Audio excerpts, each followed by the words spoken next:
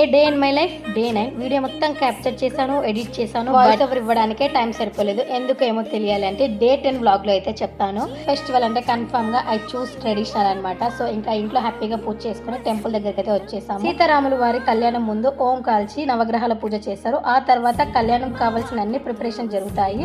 రాముడు వైపు ఒక పేరు, సీత వైపు ఇంకో పేరు కూర్చుంటారు. లాస్ట్ 30 years నుంచి ఒకే ఫ్యామిలీ వాళ్ళే కూర్చోవాలని డిసైడ్ చేశారనమాట. ఆ పేరు వాళ్ళే కూర్చొని కళ్యాణం అయితే జరిపిస్తారు. చాలా అంటే చాలా మంది ఈ ఫెస్టివల్ కే కలుస్తారు. రాముల వారి కళ్యాణం అంటే నాకైతే గుర్తొచ్చేది పానకం, పెసరపప్పు. చాలా అంటే చాలా బాగుంటాయి. అలా కళ్యాణం కంప్లీట్ చేసుకొని ఇంకా మా ఊరి అమ్మవారిని కూడా దర్శించుకొని ఇంటికి వచ్చేసరికి 2 అయిపోయింది.